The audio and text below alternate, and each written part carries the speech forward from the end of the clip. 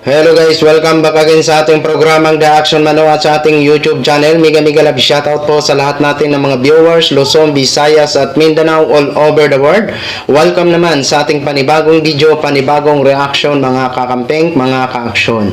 So ito ho, may gusto lang po ako na i-share po sa inyo na nakakapagtataka at nakakapagpanibago itong naging mensahe ni Vice President Sara Duterte ho, mga ka-action, mga kakampeng. Napakabait po ni Vice President Sara dito sa kanyang tono ng kanyang pananalita. At ito mismo na galing sa kanyang bibig. Siya na po ang magkwento. Pakinggan po natin ang kanyang mensahe at lalong-lalo na po sa mga DDS na mga supporters, pakinggan nyo po ito kasi para din po ito sa inyo. Okay? So, para lubos nyo po maunawaan, panoorin po muna natin ang nasabing video. Totoo lang, wala talaga akong nararamdaman. Hindi ako galit, hindi ako disappointed. Nothing at all. Kasi, pointless naman na mag-harbor ako ng feelings about what happened. Hindi na siya maibabalik. Hindi na mababalik si Pangulong Duterte sa Pilipinas. So what we should do as a country is move on from what happened. No? What will we do as our ways forward as a country and as a people from what happened? Magalit man tayo, walang papupuntahan yung galit natin.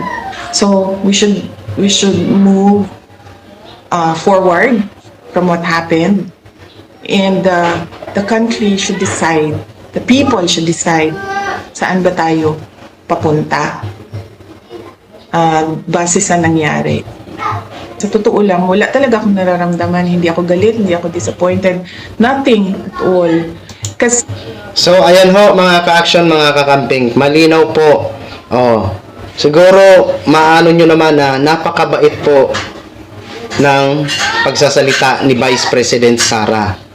Ayan po ha, hindi po siya galit, wala daw siyang nararamdaman, hindi ho daw siya disappointed, at mag-move on na daw. Ayan.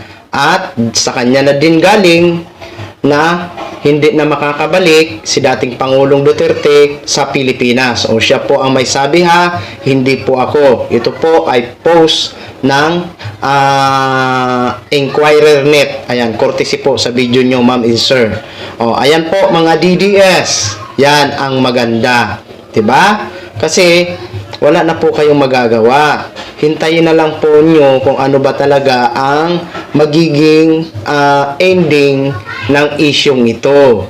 Kaysa ba naman magpara-rally ho kayo, mapapagod lang po kayo, wala naman kayong magagawa.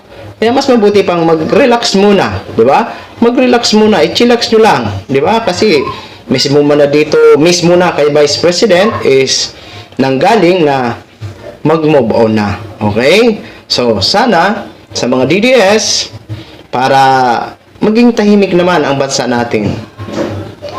Relax lang po kayo.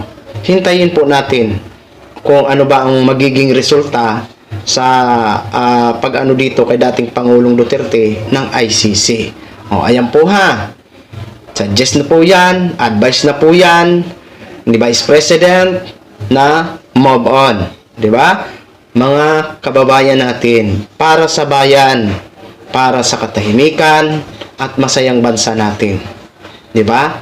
Mag-relax lang muna kayo. Huwag muna kayong medyo magpara diyan sa mga kasi imbis na maging maayos, lalo lang magkakaanuhan po ito dahil sa mga kaya yung sinabi ni Vice na mag-move on, sana sundin nyo na. Okay? So, yun lang ho, mga ka-action, mga kakamping, gin-share ko lang ho sa inyo kasi napakabait po ang dito sa napakabait po ni Vice President sa mensaheng niya dito. Okay? So, maraming salamat po sa ating mga viewers, Luzon, Visayas at Mindanao all over the world. Ako po ang inyong lingkod, si The Action Man. Have a good day, everyone. Beautiful.